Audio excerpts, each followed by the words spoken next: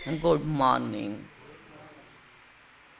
आज हम बाबा के 21 तारीख के महावाक्य सुनेंगे, जिसमें बाबा ने विशेष सच्चे बाप के साथ सच्चा रहना है और बड़ी सच्चाई से अपनी याद की यात्रा का चार्ट लिखना है, क्योंकि कई बार हम अपने आप को भी नहीं पहचान पाते हैं। याद का सच्चा चार्ट, हमारी याद कितनी सच्ची बाबा के साथ है, तो सच्चाई पर बाबा ने ध्यान खिंचवाया। दूसरा, बाबा ने महावीर किसको कहा जाता है, तो महावीर की परिभाषा बताई कि जो अपने को आत्मा समझकर बाप को याद करते हैं, निरंतर खुशी में रहते हैं, आत्माभिमानी स्थिति रहती है, उनको कहा जाता है महावीर।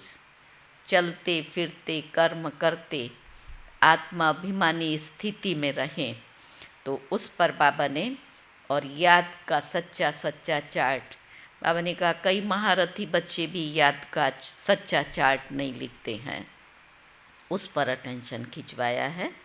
तो सुनते हैं बाबा के मधुर महावाक्य। मुरली का सार है, मीठे बच्चे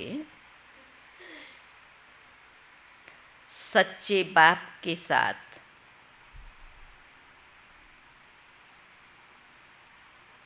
सच्चे बनो।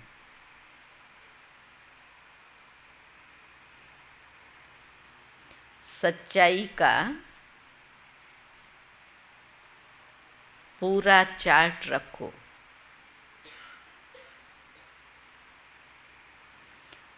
ज्ञान का अहंकार छोड़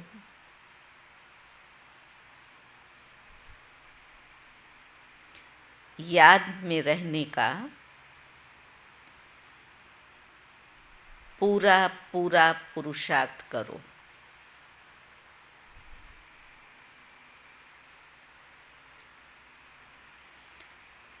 प्रश्न है, महावीर बच्चों की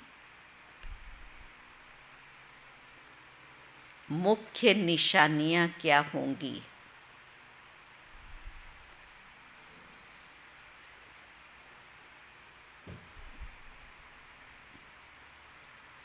तो बाबा ने कहा, महावीर बच्चे वो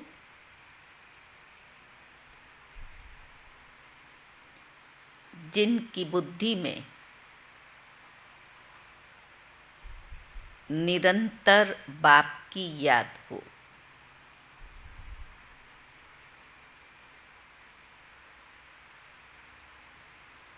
महावीर माना शक्तिमान।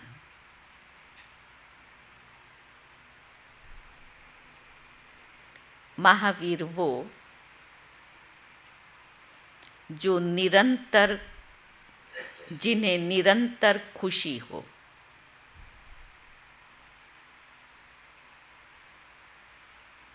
जो आत्मा अभिमानी हो। जरा भी देह का अहंकार न हो।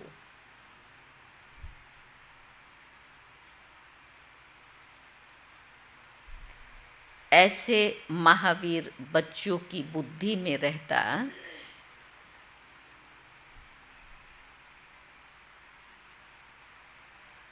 हम आत्मा हैं, हमें बाबा पढ़ा रहे हैं।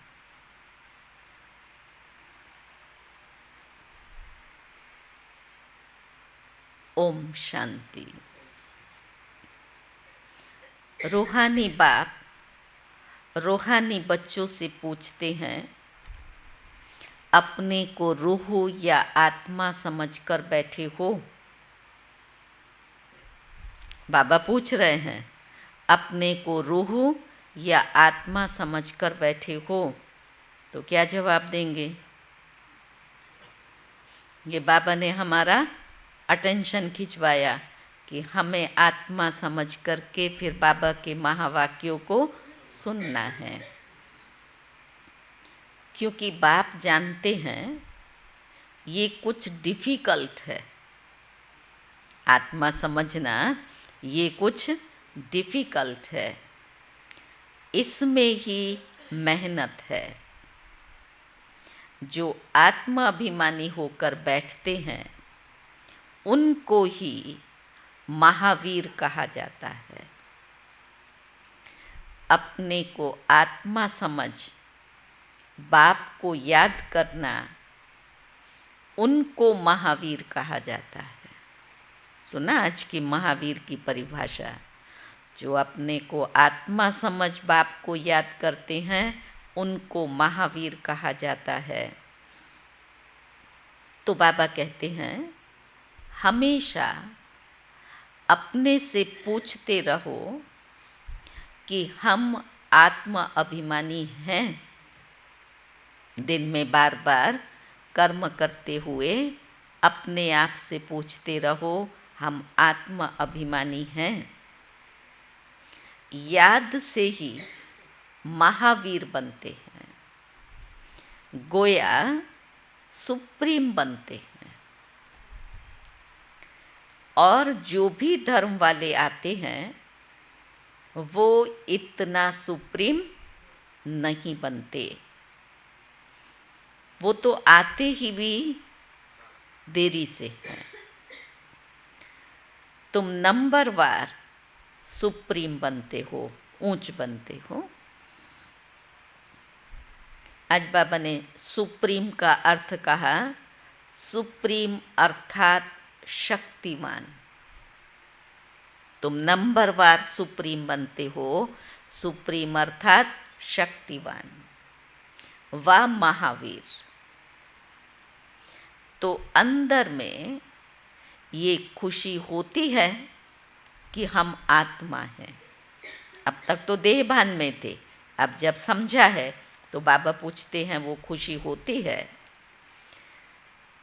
हम सब आत्माओं का बाप हमको पढ़ाते हैं।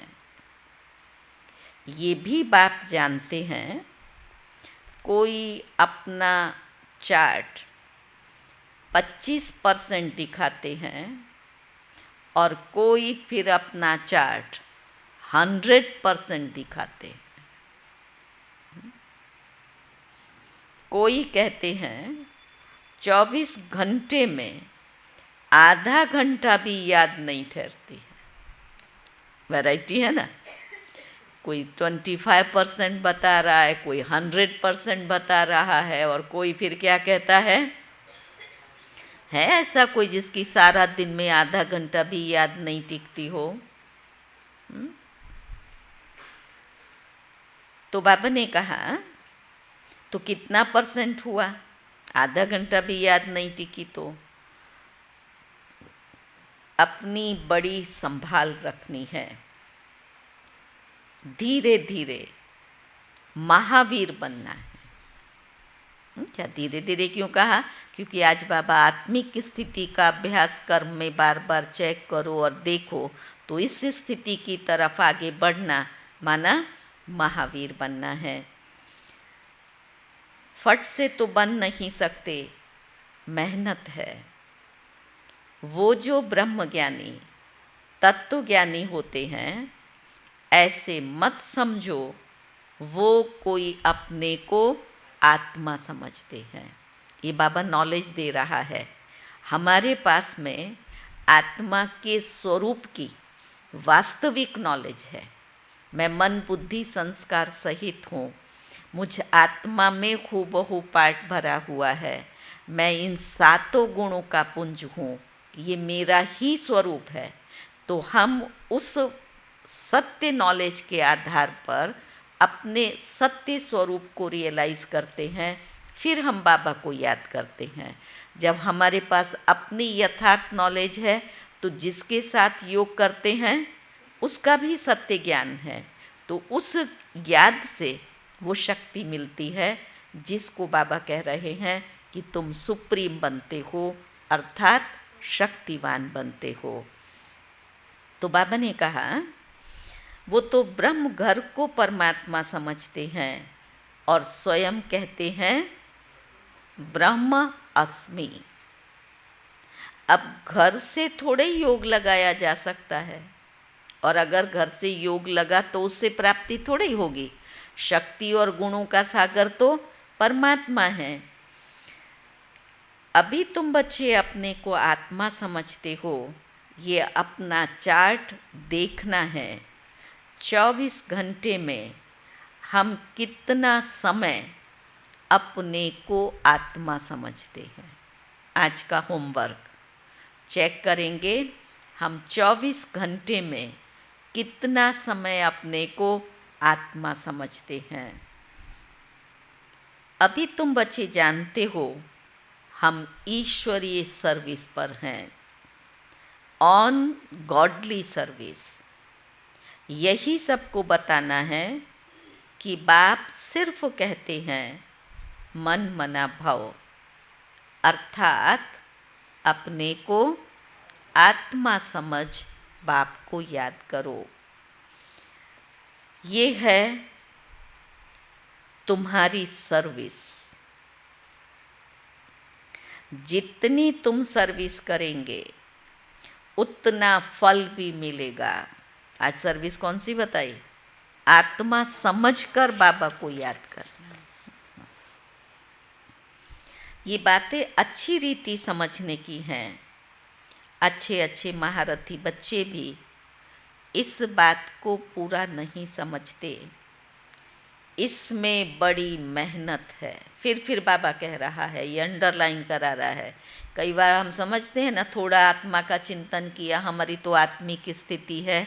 नहीं, ये स्वरूप में स्थित होना मेहनत, अभ्यास और पुरुषार्थ का काम है। मेहनत बिगर फल थोड़े ही मिल सकता है।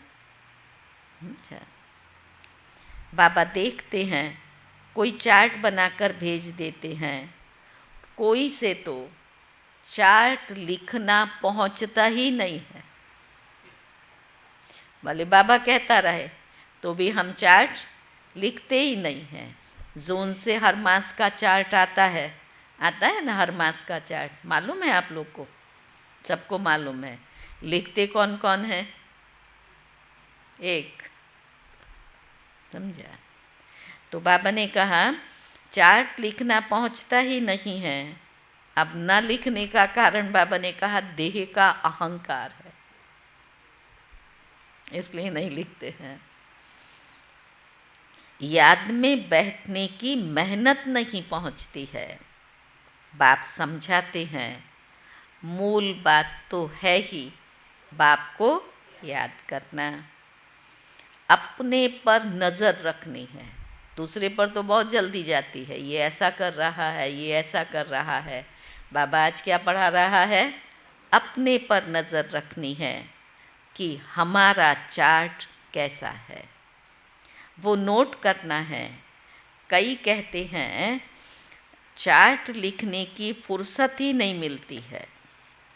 मूल बात तो बाप कहते हैं अपने को आत्मा समझ अलफ को याद करो। यहाँ जितना समय बैठते हो वो छोड़ो। यहाँ जितना समय बैठते हो तो क्या करो,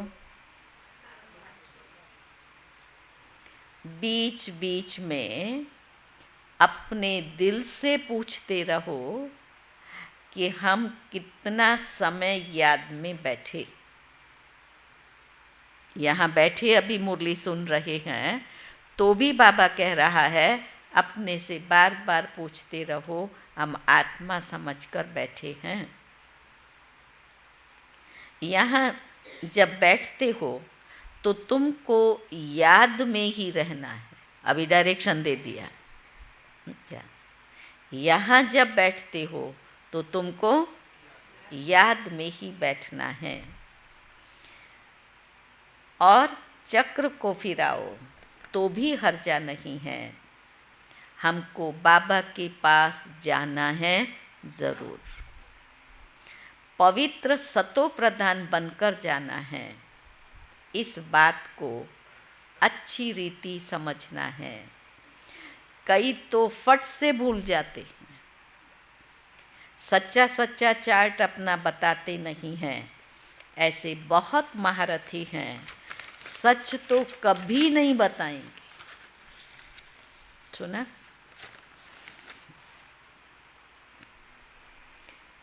अब बाबा कहता है आधा कल्प झूठ दुनिया चली है, तो झूठ जैसे अंदर में जम गया है।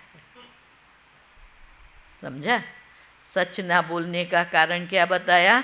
झूठ जैसे जम गया ये आधा कल्प का।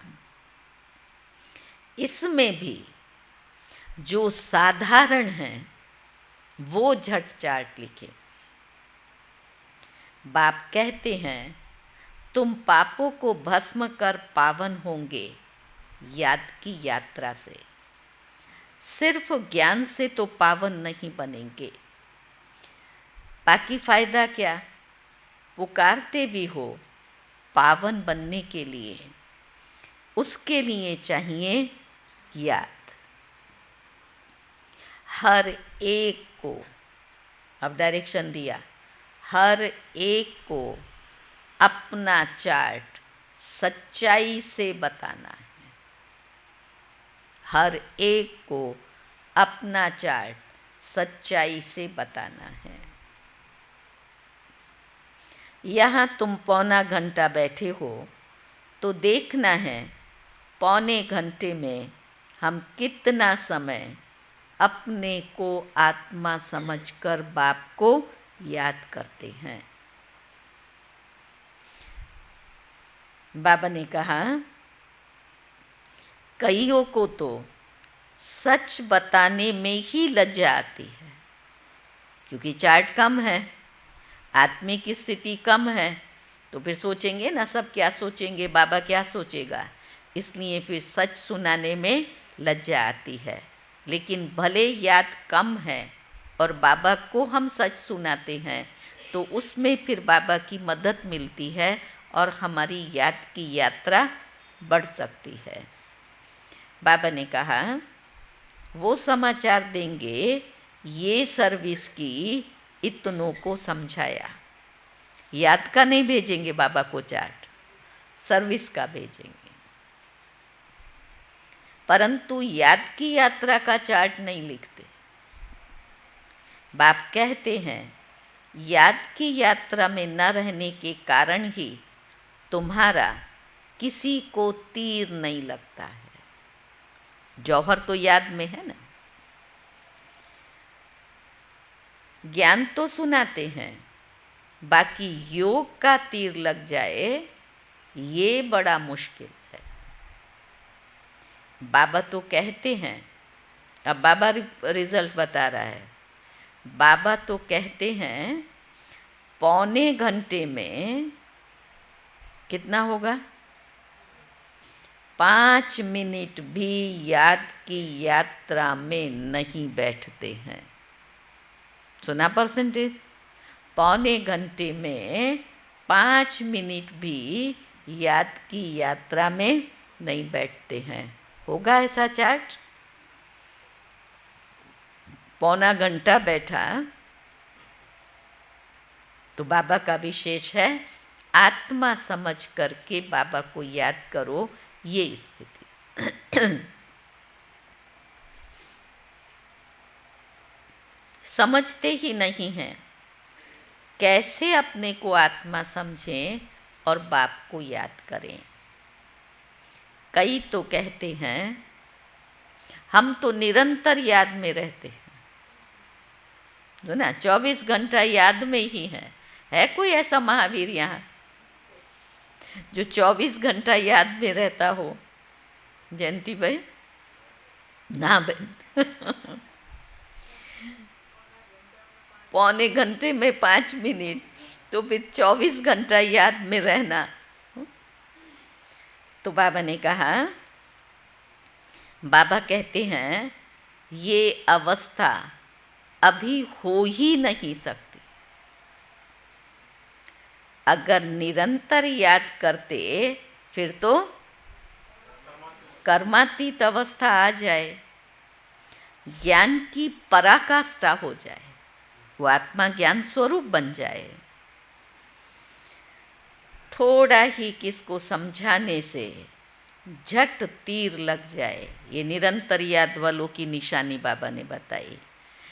वो कर्मातीत अवस्था हो जाए, ज्ञान की पराकाष्ठा आ जाए, थोड़ा भी किसको समझाए तो उसको तीर लग जाए। ये 3 निशानियाँ बताई। अगर निरंतर याद करते, हाँ, तो बाबा ने कहा थोड़ा ही किसको समझाने से बहुत तीर लग जाए। मेहनत है ना। विश्व का मालिक कोई ऐसे थोड़े ही बन सकते हो, मेहनत तो चाहिए ना विश्व का मालिक बनने के लिए, ऐसे ही थोड़े ही बन सकते हो। माया तुम्हारी बुद्धि का योग कहाँ ना कहाँ ले जाएगी। कहाँ है माया के ठिकाने ले जाने के? बाबा ने कहा मित्र संबंधी आदि याद आते रहेंगे। किसको विलायत जाना होगा तो सब मित्र संबंधी स्टीमर एरोप्लेन ही याद आता रहेगा। होता है ना, जिस समय जिसके ऊपर जो जिम्मेवारी होती है। आपके यहाँ कोई मैरिज का प्रसंग है तो यहाँ बैठे हुए भी क्या सोचते रहेंगे, उसको देना है, लेना है, खरीदना है, वही सारा चिंतन चल रहा है। फॉरेन जाना है तो फिर बाबा ने कहा वो चिंतन चलता रहता है। अभी देखना, बाबा की याद में हम बैठते हैं तो मुझे आत्मिक स्थिति का कितना याद रहा।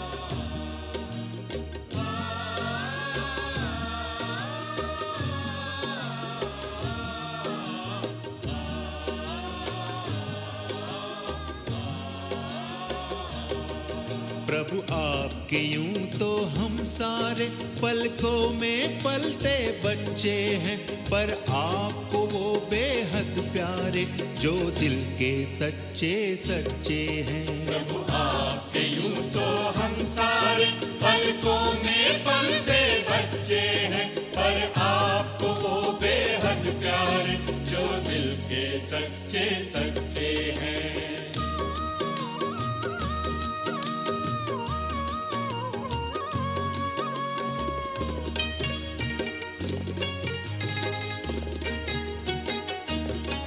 सच्चे दिल पर साहब राजी, हर श्रीमत पर कहे हाँ जी। एक बाबा तू जान कोई वादे के पक्के पक्के हैं। प्रभु आपके यूं तो हम सारे पलकों में पलते बच्चे हैं, पर आपको वो बेहद प्यारे जो दिल के सच्चे सच्चे हैं।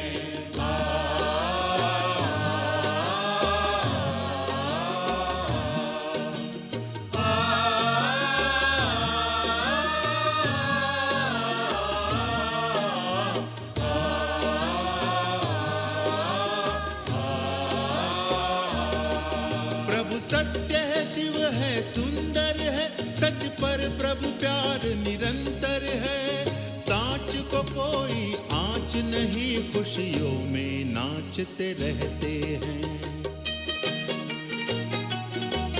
प्रभु आपके यूं तो हम सारे पलकों में पलते बच्चे हैं, पर आपको वो बेहद प्यारे जो दिल के सच्चे सच्चे हैं।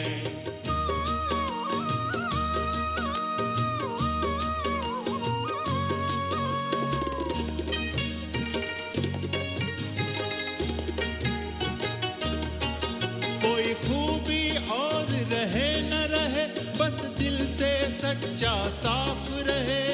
निर्मल निश्चल जीवन वाले प्रभु को लगते अच्छे हैं। प्रभु आपके यूं तो हम सारे पलकों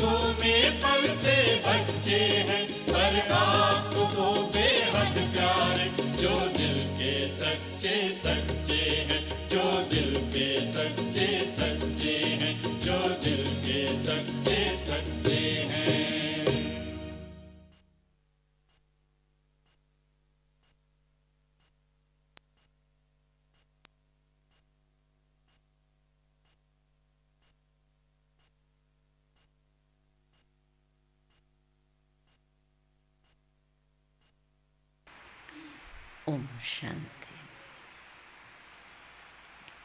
बैठे अटेंशन से। दूसरे संकल्प आया आता तो है। तो बाबा ने कहा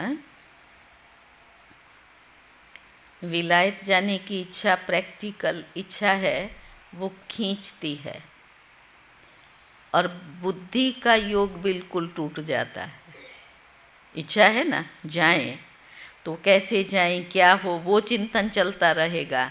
बाबा से योग टूट जाता है। सिर्फ एक, बाबा ने कहा इसमें बड़ी मेहनत की बात है। सिर्फ एक बाप की ही याद रहे, ये देह भी याद ना आए, ये अवस्था तुम्हारी पिछाड़ी को होगी। दिन प्रतिदिन जितना याद की यात्रा को बढ़ाते रहें, इसमें ही तुम्हारा कल्याण। जितना याद में रहेंगे उतना तुम्हारी कमाई होगी। अगर शरीर छूट गया फिर तो कमाई नहीं कर सकेंगे। जाकर के छोटा बच्चा बनेंगे तो कमाई क्या कर सकेंगे। बल आत्मा ये संस्कार ले जाएगी, परंतु टीचर तो चाहिए ना जो स्मृति दिलाए। बाप भी स्मृति दिलाते हैं ना, बाप को याद करो। ये सिवाय तुम्हारे और किसको भी पता नहीं है कि बाप की याद से ही हम पावन बनेंगे। वो तो गंगा स्नान को ही ऊंच मानते हैं, इसलिए गंगा पर जाकर स्नान करते रहते हैं। बाबा तो इन सब बातों का अनुभवी है। इसने बहुत गुरु किए हुए हैं। वो स्नान करने जाते हैं पानी का, गंगा पानी है ना, जल है, वो स्नान करने जाते हैं पानी का। यहाँ तुम्हारा स्नान होता है याद की यात्रा से। सिवाय बाप की याद के तुम्हारी आत्मा पावन बन नहीं सकती। इनका नाम ही है योग अर्थात याद। ज्ञान को स्नान नहीं कहा जाता, योग का स्नान है। ज्ञान तो पढ़ाई है, योग स्नान है। ज्ञान तो पढ़ाई है, योग का स्नान है। योग को स्नान क्यों कहा बाबा ने? क्योंकि इससे पाप कटते हैं। जैसे वो कहते हैं गंगा में स्नान करने से पाप धुलते हैं, तो वो तो जल है। यहाँ बाबा क्या कह रहे हैं? याद से हमारे पाप कटते हैं। ज्ञान और योग दो चीज़ें हैं। याद से ही जन्म जन्मांतर के पाप भस्म होते हैं। बाप कहते हैं इस याद की यात्रा से ही तुम पावन सतो प्रधान बन जाएंगे। बाप तो बहुत अच्छी रीति समझाते हैं। मीठे मीठे बच्चों, इन सब बातों को भूलो मत, अच्छी रीति समझो। याद की यात्रा से ही जन्म जन्मांतर के पाप कटेंगे। बाकी ज्ञान तो है पढ़ाई। याद और पढ़ाई दोनों अलग चीज़ हैं।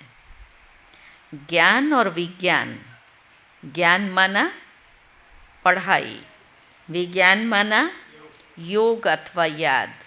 किसको ऊंच रखेंगे? बाबा पूछ रहा है दोनों में से किसको ऊंच रखेंगे? तो बाबा ने कहा याद की यात्रा बहुत बड़ी है, इसमें ही सारी मेहनत है। स्वर्ग में तो सब जाएंगे, सतयुग है स्वर्ग। त्रेता है सेमी स्वर्ग। वहाँ तो इस पढ़ाई अनुसार जाकर विराजमान होंगे सतयुग में। बाकी मुख्य बात है ही योग। आज बाबा इसी बात पर है। प्रदर्शनी व म्यूजियम आदि में भी तुम ज्ञान समझाते हो, योग थोड़े ही समझा सकेंगे। योग में तो रहना है, रह कर के उनको समझाना है। तो बाबा ने कहा सिर्फ इतना कहेंगे कि अपने को आत्मा समझ, बाप को याद करो। इस ज्ञान देने के लिए तुम इतने चित्र आदि बनाते हो। सुना? बात क्या है? आत्मा समझकर बाबा को याद करना है। अब ये याद की यात्रा उन्हें कराने के लिए इतने ढेर सारे ज्ञान के चित्र हैं। जब ज्ञान समझ में आएगा तब फिर योग अच्छा लगेगा। तो बाबा ने कहा अपने को आत्मा समझने से देह का अहंकार बिल्कुल टूट जाता है। मैं ये बुद्धि का अभिमान, धन का अभिमान, लेकिन जब आत्मा समझते हैं तो ये अभिमान टूट जाता है। ज्ञान में तो ज़रूर मुख चाहिए वर्णन करने के लिए। योग की तो एक ही बात है, अपने को आत्मा समझ, बाप को याद करना है। पढ़ाई में तो देह की दरकार है। अंतर समझा ज्ञान और योग में? पढ़ाई में देह चाहिए, अगर किसको सुनाते हैं तो भी मुख चाहिए, तब सुना सकेंगे। लेकिन योग में क्या है? देह को भूलना है, आत्मा समझकर बाबा को याद करना है। ये अंतर। योग में आत्मा चाहिए और ज्ञान में फिर देह का आधार चाहिए। तो बाबा ने कहा ज्ञान में मुख जरूर चाहिए वर्णन करने के लिए। पढ़ाई में तो देह की दरकार है, शरीर बिगर कैसे पढ़ेंगे व पढ़ाएंगे। पतित पावन बाप है तो उनके साथ योग लगाना पड़े ना, परंतु कोई जानते नहीं है। बाप खुद आकर सिखलाते हैं। मनुष्य को कभी भी सिखला न सके। बाप ही कहते हैं मुझे याद करो। इसको कहा जाता है परमात्मा का ज्ञान। परमात्मा ही ज्ञान का सागर है। अब ये सब बड़ी समझने की बातें हैं। सुन तो रहे हैं, सुनने में कुछ बाहर जाता है, कुछ अंदर, लेकिन बाबा कहता है ये बड़ी समझने की बातें हैं। सबको यही बोलो, बेखत के बाप को याद करो। वो बाप अभी नई दुनिया स्थापन कर रहे हैं।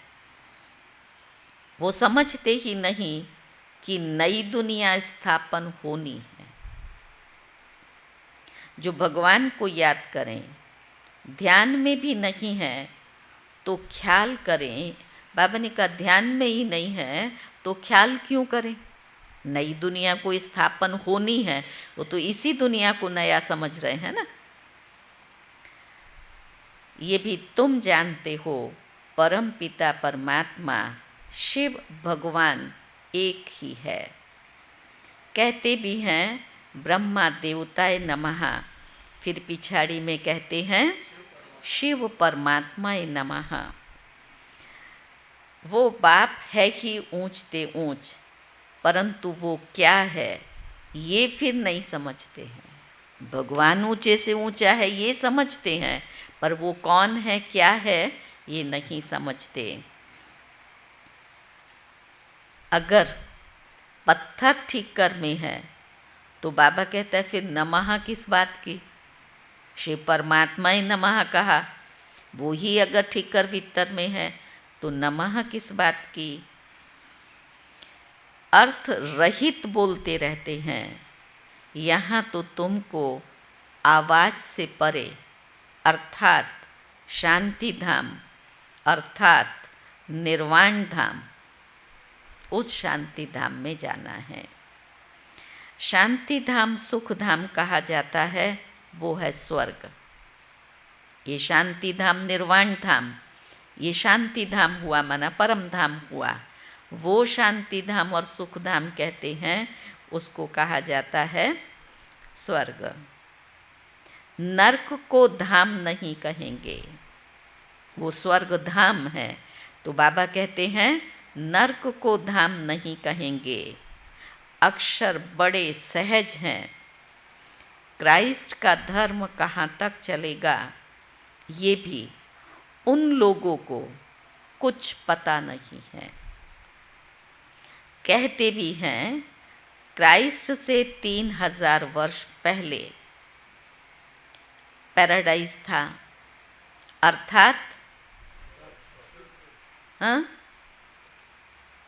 अर्थात देवी देवताओं का राज्य था।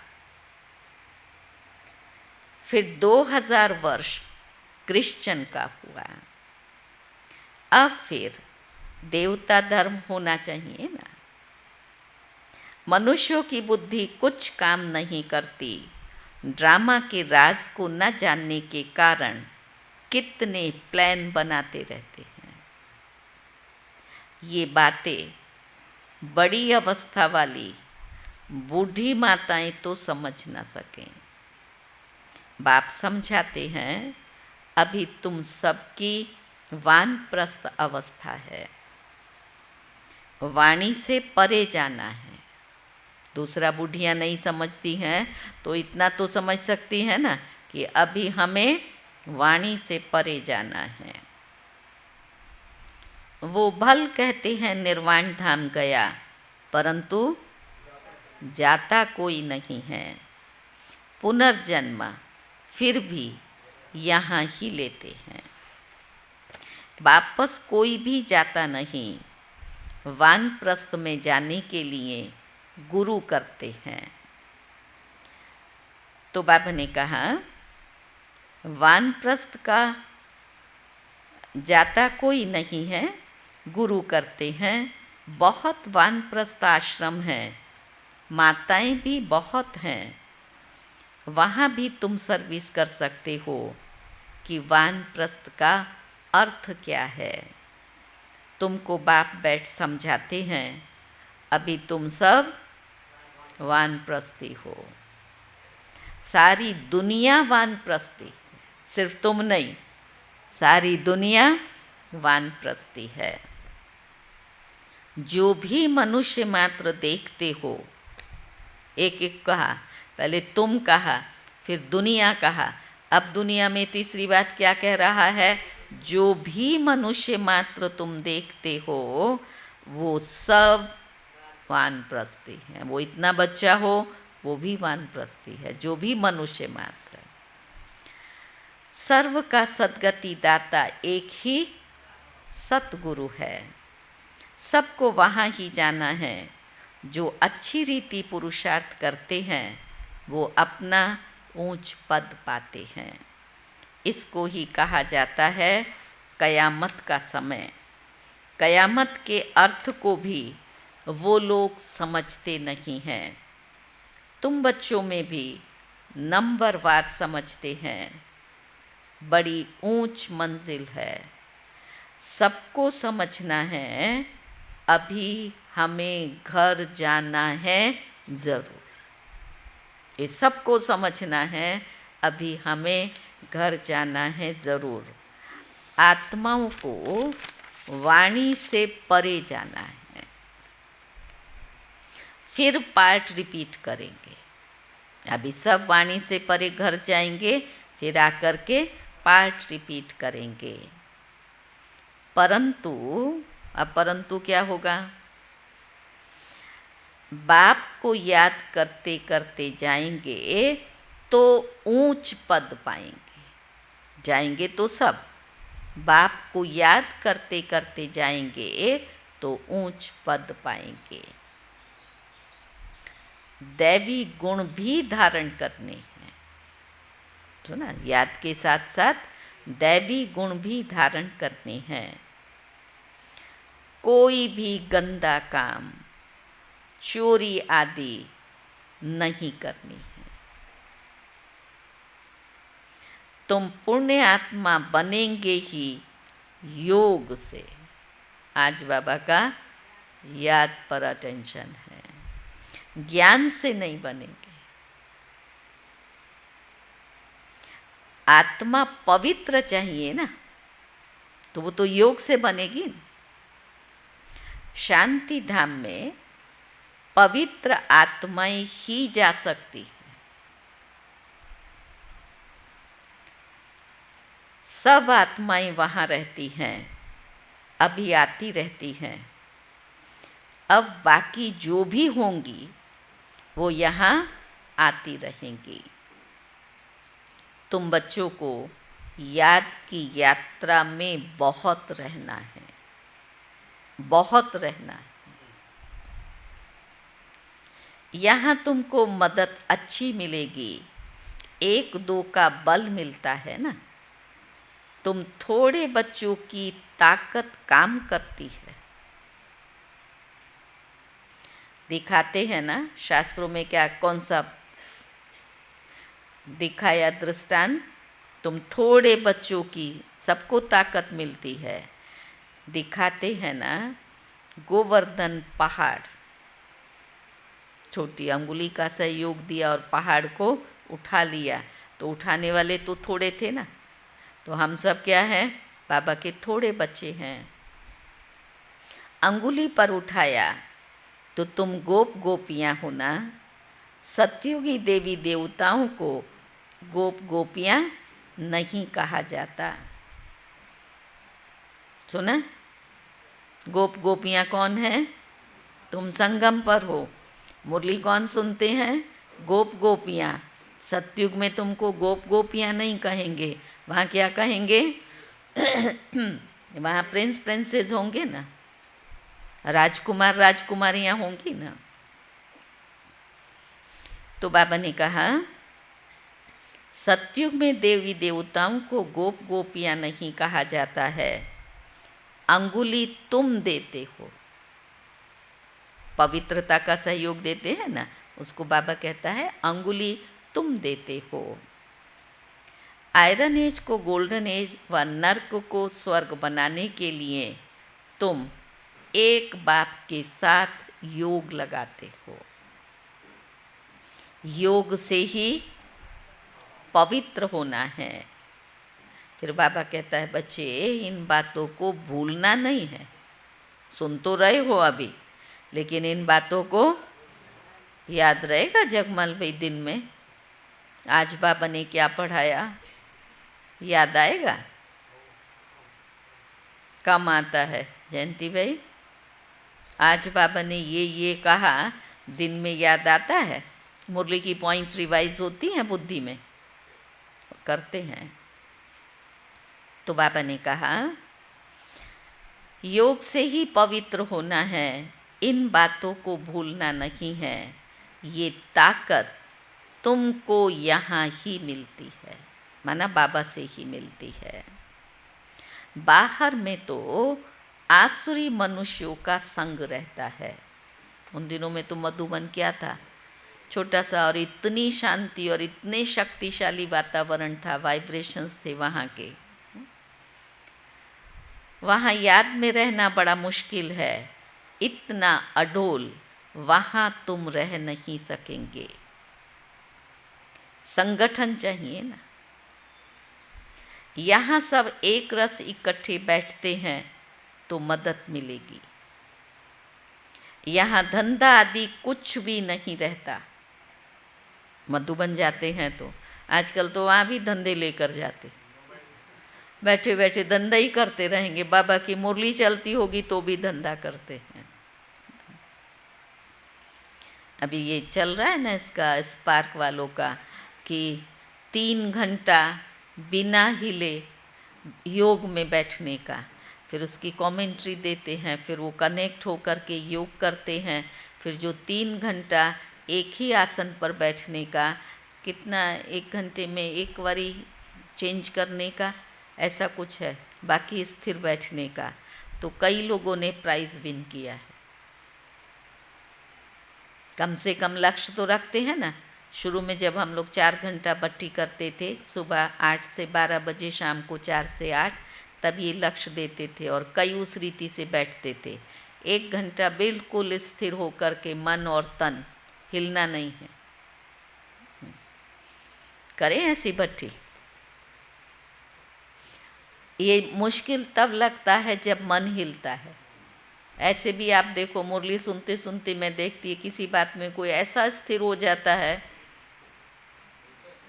तन भी नहीं हिलता है, कुछ भी, कान भी नहीं काम करता है, बिल्कुल ऐसे बैठ कर के उस बात में चले जाते हैं। तो जब बाबा की याद में उस गहराई में आत्मा चली जाती है, तब तन नहीं हिलता है। जब तक संकल्पों में एकाग्रता नहीं होती है, तब तक ये हिलता डुलता है। तो बाबा ने कहा, वहाँ याद में रहना बड़ा मुश्किल है, यहाँ तुम अडोल रह सकते हो। यहाँ सब एक रस इकट्ठे बैठते हैं तो मदद मिलेगी। यहाँ धंधा आदि कुछ नहीं रहता तो बुद्धि कहाँ जाएगी। बाहर में रहने से धंधा, घर आदि खींचेगा ज़रूर। यहाँ तो कुछ है नहीं। यहाँ का वायुमंडल अच्छा शुद्ध है। ड्रामा अनुसार कितना दूर पहाड़ी पर आकर के तुम बैठे हो। अभी तो वो पहाड़ियों पर भी कितने होटल्स और कितना बनता जा रहा है। बैन लगाया है गवर्नमेंट ने कंस्ट्रक्शन पर। तो बाबा कहता, यादगार भी सामने एक्यूरेट खड़ा है। ऊपर में स्वर्ग दिखाया है, नहीं तो बाबा ने कहा फिर कहाँ बनाए। नीचे तपस्या, तो ऊपर ही बनाना पड़े ना, नहीं तो कहाँ बनाए। तो बाबा कहते हैं, यहाँ आकर बैठते हो तो अपनी जांच रखो। हम बाप की याद में बैठते हैं। सुना, आज बार बार बाबा क्या पक्का करा रहा है, कम से कम अभी तो अभ्यास करो जब सुन रहे हो। हम बाबा की याद में सुन रहे हैं। स्वदर्शन चक्र भी फिरता रहे। अच्छा, मीठे मीठे सिकी लदे बच्चों प्रति मात पिता बाप दादा का याद, प्यार और गुड मॉर्निंग। रूहानी बाप की रूहानी बच्चों को नमस्ते। हम रूहानी बच्चों की रूहानी बाप को नमस्ते नमस्ते। धारणा की पहली पॉइंट है, अपने याद के चार्ट पर पूरी नज़र रखनी है।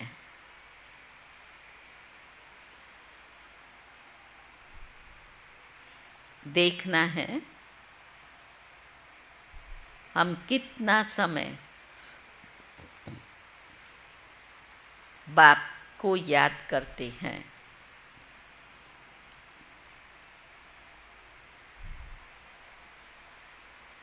याद के समय बुद्धि कहाँ कहाँ भटकती है।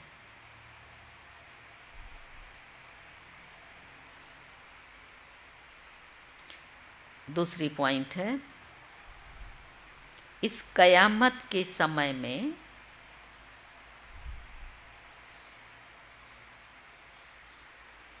वाणी से परे जाने का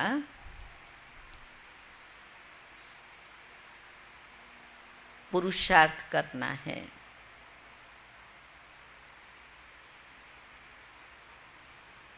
बाप की याद के साथ दैवी गुण भी जरूर धारण करने हैं।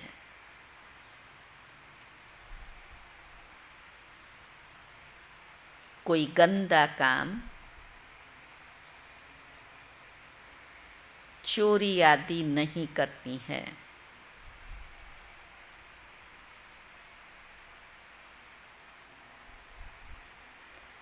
वरदान है, व्यर्थ व डिस्टर्ब करने वाले बोल से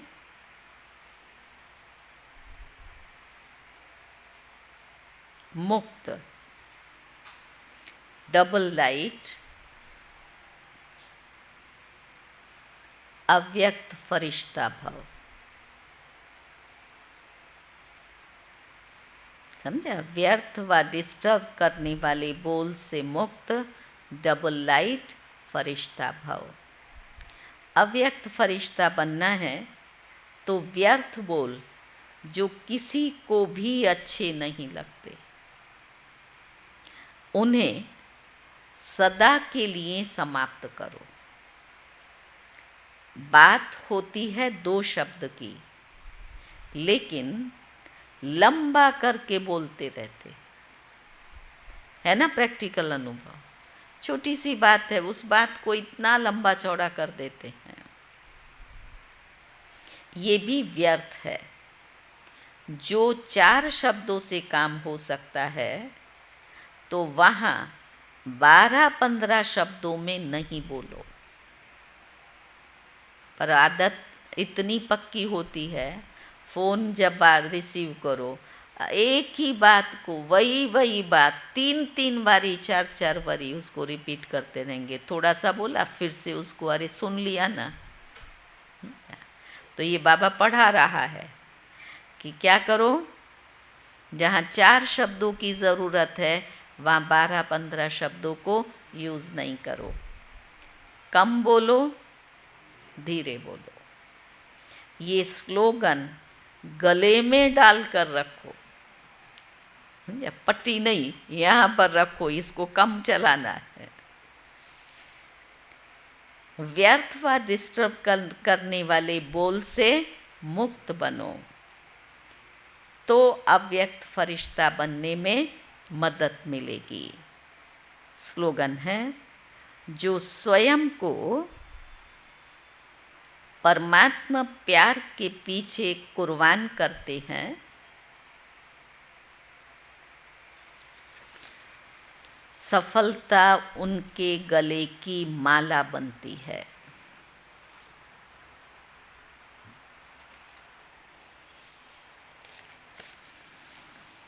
आज का सम्मान है, मैं दैवी संस्कारधारी हूँ।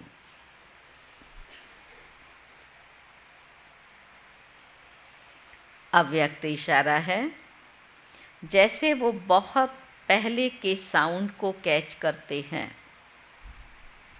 वैसे आप अपने 5000 वर्ष पहले के दैवी संस्कार कैच करो। है ना? दिल्ली में लाल किला बना हुआ है, वहाँ पर उस समय की आवाज़ों को उन्होंने कैच किया हुआ है। फिर वो शो दिखाते हैं, तो बाबा ने कहा वो पुरानी आवाज़ को कैच करते हैं, तो आप फिर क्या करो, अपने वो 5000 वर्ष पहले वाले दैवी संस्कारों को कैच करो। सदैव ये स्मृति में रखो कि मैं यही था। सुना स्मृति, मैं यही था। यही माना देवता था। अब फिर बन रहा हूँ। जितना जितना आदि और अनादि पवित्र संस्कारों को कैच कर सकेंगे, उतना उसका स्वरूप बन सकेंगे। आदि और अनादि संस्कारों को कैच कर सकेंगे, उतना उनका स्वरूप बन सकेंगे। ओम शांति। तो आज का होमवर्क क्या है? हम सारा दिन में आत्मा समझकर बाबा को कितना याद करते हैं, ये हमें अपना सच्चा चार्ट लिखना है, चेक करना